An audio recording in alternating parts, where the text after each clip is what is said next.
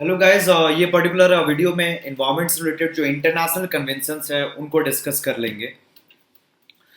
तो जो बायोडायवर्सिटी से रिलेटेड जो इंटरनेशनल कन्वेंशन है, जैसे सीबीडी हो गया या फिर नगोया प्रोटोकॉल हो गया, कार्टेगना प्रोटोकॉल हो गया, इची टारगेट्स हो गया, या फिर क्लाइमेट चेंज से रिलेटेड जो भी प्रोटोकॉल्स है, कन्वेंशन है, जैसे यूएनएफ ट्रिपल सी हुआ, या फिर आईपीसीसी के बारे में भी देख लेंगे, या फिर क्योटो प्रोटोकॉल हो गया, पेरिस टॉक्स हो गया, ग्रीन क्लाइमेट फंड हो गया, ग्लोबल एनवायरनमेंट फैसिलिटी के बारे में हो गया, या फिर जो वेटलैंड से रिलेटेड है रामसार कन्वेंशन हो गया, और फिर ओजोन से रिलेटेड जो हो गया वीना कन्वेंशन हो गया, मॉन्ट्रियल प्रोटोकॉल हो गया, और किगाली अमेंडमेंट हो गया। तो ये चार section, biodiversity, climate change, ozone depletion और वेटलैंड्स, तो ये चारों मैं पर्टिकुलर चैप्टर में ही डिस्कस करूंगा। एक वीडियोस होगी बायोडाइवर्सिटी की, जिसमें मैं कंप्रिहेंसिव वे में वहाँ के कन्वेंशन, बायोडाइवर्सिटी से रिलेटेड कन्वेंशन को कवर कर दूंगा। क्लाइमेट चेंज से रिलेटेड जो वीडियो होगी उसमें मैं क्लाइमेट चेंज से रिलेटेड कन्वेंशन को कवर कर दूंगा। ओजोन से रिलेटेड जो मेरी वीडियो होगी उसमें ओजोन से रिलेटेड जो भी कन्वेंशन है, वियना कन्वेंशन, मॉन्ट्रियल प्रोटोकॉल या किगाली अमेंडमेंट, मैं वहाँ पे कवर कर दूंगा। और उसके अलावा जो वेटलैंड, तो रामसर कन्वेंशन और मॉन्ट्रियॉक्स रिकॉर्ड में वहाँ पे कवर कर दूंगा जो वेटलैंड से रिलेटेड टॉपिक्स होगा। तो wetland, ozone depletion, climate change और बायोडाइवर्सिटी से रिलेटेड मेरी वीडियो होगी, उसके रिलेटेड कन्वेंशन में उनके साथ ही डिस्कस कर दूंगा। उनके अलावा जो कन्वेंशन है मैं यहाँ पे डिस्कस कर रहा हूँ, ये रफली 14 से 15 कन्वेंशन है, तो उसको यहाँ पे मैं डिस्कस कर रहा हूँ। तो ये जो पर्टिकुलर वीडियो साथ में जो और जो चार जो वीडियोस रहेगी और उससे रिलेटेड कन्वेंशन, वो आप जैसे कर लेंगे तो आपका डेफिनेटली सारा इंटरनेशनल कन्वेंशन से रिलेटेड पूरा जो स्टैटिक जो आपको पढ़ना है एनवायरमेंट में वो कवर हो जाएगा। तो biodiversity, climate change, ozone depletion और वेटलैंड्स के अलावा जितने कन्वेंशन है उसको हम इस वीडियो में डिस्कस कर रहे हैं। और यूपीएससी का जो प्रीलिम्स में जो अप्रोच रहता है इंटरनेशनल कन्वेंशन से रिलेटेड, अब जो सच्चाई है वो मैं आपको बता रहा हूं कि 3 सवाल के आसपास आपके प्रीलिम्स में होगा इंटरनेशनल कन्वेंशन से रिलेटेड, जो मैं इस वीडियो में डिस्कस करूंगा। और जो चार पर्टिकुलर वीडियोस में, जैसे बायोडाइवर्सिटी से रिलेटेड जो कन्वेंशन है, उसी तरह जैसे मैंने जो बताया वो सारा भी कन्वेंशन आप कवर कर लोगे, तो इतने में से वो 3 में से एक ही सवाल फंसता है। ये सच्चाई है। अब किसी साल आपका 2 फंस जाएगा, वो आपकी अब खुशकिस्मती होगी या क्वेश्चन ईजी होगा तभी होगा। जनरली ऐसा ट्रेंड रहा है कि जो जितना इंटरनेशनल कन्वेंशन मैं कवर करूंगा, जो आपको बुक में मिलेगा, जो भी बुक में मिल जाएगा या शंकर में, वो सारा मैं कवर कर रहा हूँ, कुछ मैं छोड़ नहीं रहा हूँ। तो जो भी आपको बुक में मिल जाएगा जो मैं कवर कर रहा हूँ, तो उसमें 3 सवाल जो आएगा उसमें से एक ही सवाल कवर हो रहा होगा। कि एक सवाल आ जाएगा लेट्स से क्योटो प्रोटोकॉल पे, और 2 सवाल, 2 ऑर्गेनाइजेशन या कन्वेंशन, इंटरनेशनल ऑर्गेनाइजेशन या कन्वेंशन कुछ ऐसे होंगे जिसके बारे में आपने नाम तक नहीं सुना होगा, जो कितना भी पढ़ लो तो आप एग्जामिनेशन पेपर में ही देखोगे। तो उसके लिए वो सब, उसमें थोड़ा बहुत आपको आइडिया में भी लगा सकते हो, लेकिन उस वो वैसे सवाल सॉल्व करने के लिए आप मेरी एमसीक्यू सीरीज देख सकते हो। मैंने स्टार्टिंग वाले वीडियो में आपको बताया कि इंटरनेशनल ऑर्गेनाइजेशन और कन्वेंशन से रिलेटेड कैसे सवाल आते हैं। उसमें 2-3 ट्रिक होती है, मैं आपको बता रहा हूँ। जो 3 में से एक सवाल है तो वो इजी है, तो आप कर लोगे। जो बचे 2 सवाल है उसमें अब जो मैं ट्रिक बता रहा हूँ वो लगाओगे तो वो 2 में से एक सही होगा, एक गलत होगा, तो भी आपका पॉजिटिव आउटपुट ही रहेगा। अब क्या क्या ट्रिक रहती है, एक जैसे एक सवाल मैं एग्जांपल के तौर पे बताता हूँ कि consider the following statement about Earth Hour. First statement, it is done in order to raise awareness about environmental issues. Second, it is done by UNEP. तो यहाँ पे क्या है कि ऑर्गेनाइजेशन या इवेंट से रिलेटेड सवाल है, तो 2 स्टेटमेंट है, एक जेनरिक होता है और एक में यूपीएससी ऑर्गेनाइजेशन को पलट देती है। तो बस ये आपको कैच पता होना चाहिए, और ये आपको पता है तो अभी अप्लाई करोगे तो जनरली सही होता है। तो 2 में एक सही होगा या 3 में 2 सही हो जाएगा, आपका नेट पॉजिटिव आउटपुट ही रहेगा। दूसरा होता है जो यूपीएससी खेलती है, वो इंटर गवर्नमेंटल और एनजीओ के बीच में खेलेगी। जैसे मैं कहूँ ट्रैफिक जो ऑर्गेनाइजेशन, ये इंटर गवर्नमेंटल ऑर्गेनाइजेशन है। अब क्या है कि ये इंटर गवर्नमेंटल नहीं होगा तो एनजीओ होगा, या तो उसमें कंट्रीज मेंबर होंगे, नहीं तो ये एनजीओ होगा। तो यूपीएससी स्वैप करती है बिटवीन इंटर गवर्नमेंटल ऑर्गेनाइजेशन और एनजीओ के बीच में होगा। बहुत जगह ऐसा होता है कि वो एनजीओ होता है लेकिन यूपीएससी उसको इंटर गवर्नमेंटल बता देगी। तो इस चीज से भी आपको ये चीज भी पता होनी चाहिए। और उसका एक मेजर जो ट्रिक है कि जिस भी ऑर्गेनाइजेशन के एंड में इंटरनेशनल लग गया तो वो एनजीओ हो जाता है। वेटलैंड इंटरनेशनल एनजीओ है, बर्ड लाइफ इंटरनेशनल एनजीओ है, या विदाउट बॉर्डर्स लगे, डॉक्टर विदाउट बॉर्डर्स या रिपोर्टर्स विदाउट बॉर्डर्स, ये सब एनजीओज है। तो एनजीओज का ये सब कॉमन नाम होता है। ट्रांसपेरेंसी इंटरनेशनल, इंटरनेशनल लग गया तो ये एनजीओ है। अब इसका कोई लॉजिक नहीं है, लेकिन हाँ, अब पढ़ोगे तो आपको एक आइडिया लग जाएगा, अधिकतर एनजीओ के एंड में इंटरनेशनल लग जाता है। अब वो एनजीओ का काम होता है उनको ये दिखाना होता है कि उनका स्टैचर इंटरनेशनल लेवल का है। अब जो गवर्नमेंटल ऑर्गेनाइजेशन है उनका ऐसे ही स्टैचर इंटरनेशनल लेवल का है, तो उनको जबरदस्ती इंटरनेशनल वर्ड डालने की जरूरत नहीं पड़ती है। तो ये यूपीएससी एनजीओ और इंटर गवर्नमेंटल ऑर्गेनाइजेशन के बीच में वर्ड को स्वैप करके आपको गलत करवाती है, तो ये आपको पता होना चाहिए। और तीसरी चीज जो आपको पता होनी चाहिए वो ये है कि एक सवाल आया था यूएनसीसीडी पे, United Nations Convention to combat Desertification. उसमें सारे स्टेटमेंट सही थे, बस एक 3 स्टेटमेंट था। एक स्टेटमेंट तो ईयर ही गलत दिया हुआ था, वो तो आप अगर पढ़ेंगे तो आपको पता होगा कि 1992 के अर्थ समिट से ही वो इमर्ज हुआ था, United Nation convention to combat Desertification. तो ईयर वो 2002 दे दिया था, तो इसलिए वो गलत था। तो यूएनसीसीडी में इस पर्टिकुलर वीडियो में डिस्कस करूंगा। और दूसरा एक पर्टिकुलर जो स्टेटमेंट जो गलत था वो ये था कि ये दे दिया था कि यूएनसीसीडी का सेक्रेटेरिएट ही यूएनसीसीडी जो कन्वेंशन है उसको इंप्लीमेंट करने के लिए फाइनेंसेस प्रोवाइड करता है। तो यूपीएससी क्या करता है, जबरदस्ती कोई ऑर्गेनाइजेशन फाइनेंसेस भी प्रोवाइड नहीं करेगा, लेकिन उसको प्रोवाइड करवा देता है, तो वो फिर स्टेटमेंट गलत हो जाता है। तो जब मैं क्लाइमेट चेंज डिस्कस करूंगा तो उसमें एक फाइनेंसिंग मैकेनिज्म आएगा जो इनफैक्ट वर्ल्ड बैंक का एक ऑर्गन भी है, that is green, that is a global environment facility. A global environment facility provides the financial resources for the implementation of many of the conventions like UNFCCC, CBD, UNCCD, Minamata Convention, Stockholm Convention.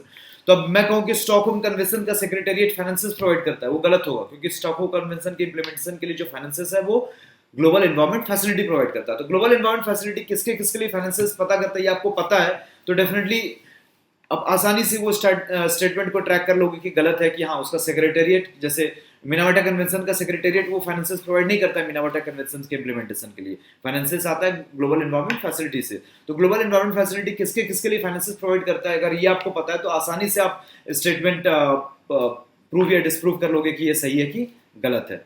तो कहाँ का trick खेलता है, एक organisation में swapping कर देता है, दूसरा इंटर गवर्नमेंटल और एनजीओ के बीच में स्वैपिंग कर देता है, तीसरा जबरदस्ती बोल देगा कि इस ऑर्गेनाइजेशन का सेक्रेटेरिएट फाइनेंसेस प्रोवाइड करता है।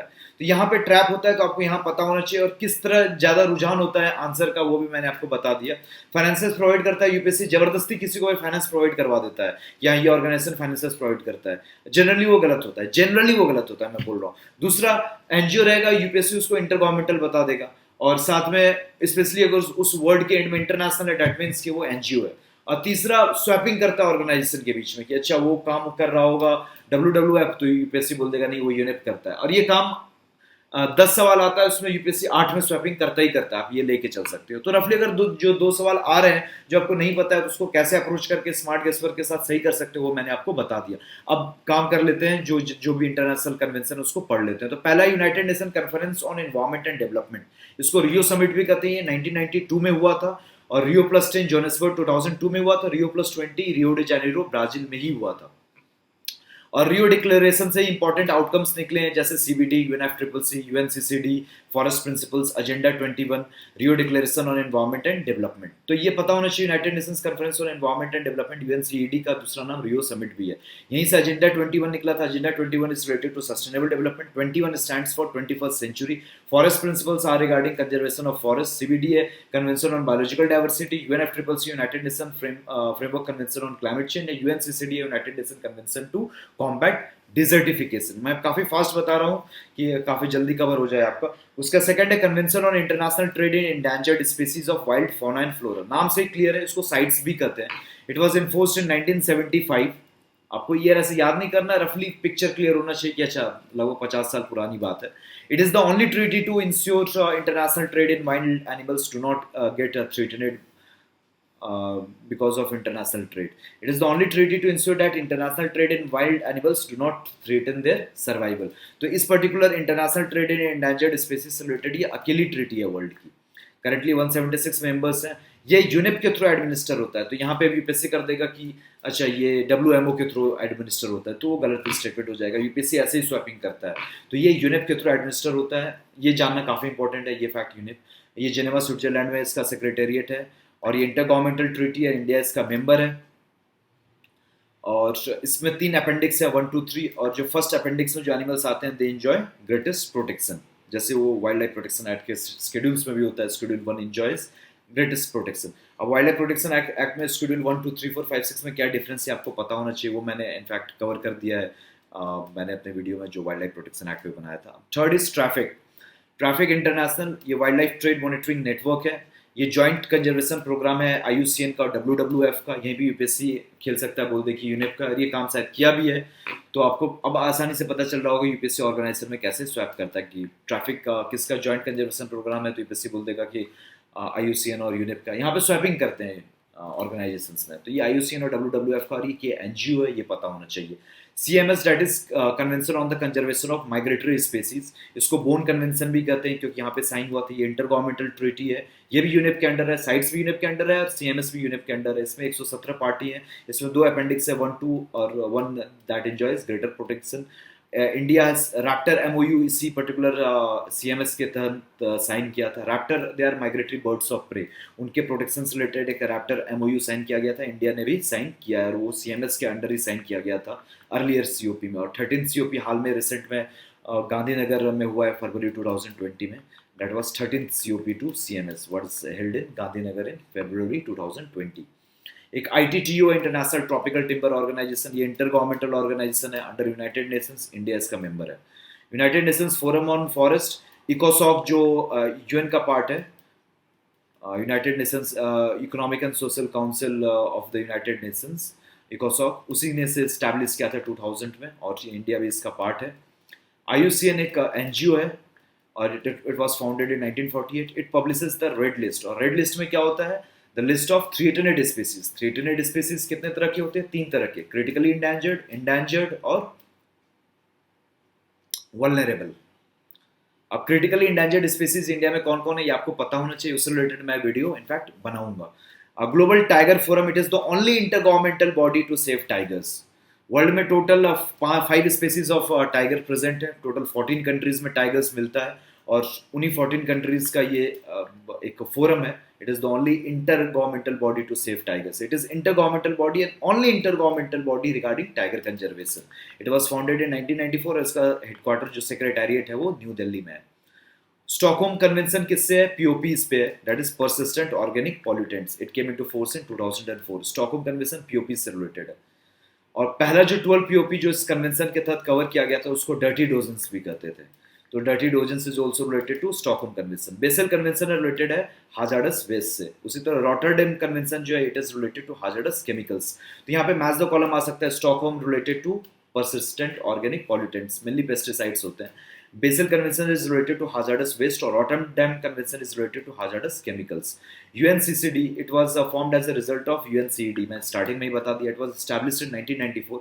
1992 में इस UNCED बना था, लेकिन UNCCD को फाइनली बनने में 2 साल और लग गया, 1994 में बना था। रफली सारे UN के मेंबर्स इसके मेंबर है, 194 मेंबर्स हैं UNCCD के। International Whaling Convention it was formed in 1946, ये भी इंटर गवर्नमेंटल बॉडी है और इंडिया इसका मेंबर है। Minamata Convention it was adopted in 2013 in Japan and it is a global treaty to protect human health from the effects of mercury।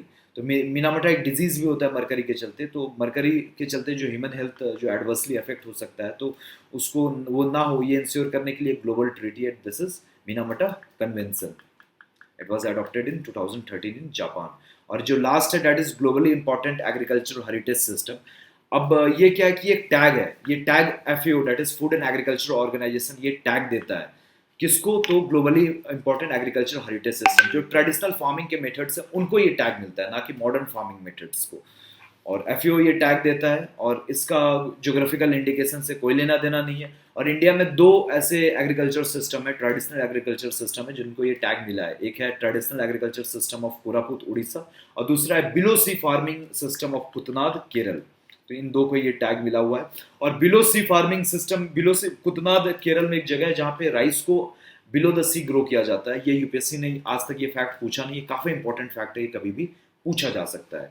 तो these are the important conventions. और बाद बाकी जो convention है biodiversity, climate change, wetlands और ozone depletion से related वो मैं कंसर्न्ड वीडियोस में कवर कर दूंगा जब मैं वो डालूंगा, और मैं जल्दी ही वो भी कवर करके डाल दूंगा यूट्यूब पे। और आपको कोई भी पर्टिकुलर क्यूरी हो तो आप मेरे को इंस्टाग्राम मेरा जो हैंडल है वहाँ पे आप मैसेज कर सकते हैं, और ये PDF पाने के लिए आप मेरा टेलीग्राम चैनल आप ज्वाइन कर सकते हैं, और दोनों का लिंक मैं डिस्क्रिप्शन बॉक्स में डाल दूंगा। और फर्दर मैं किस दिन कौन सी वीडियो डालने वाला हूँ ये मैं अपने इंस्टाग्राम के स्टोरी पे डाल दूंगा, तो अगर आपको वो पता करना है तो आप मेरे को फॉलो करके आप मेरी स्टोरी देख सकते हो। So this is the end of the video, thank you for watching.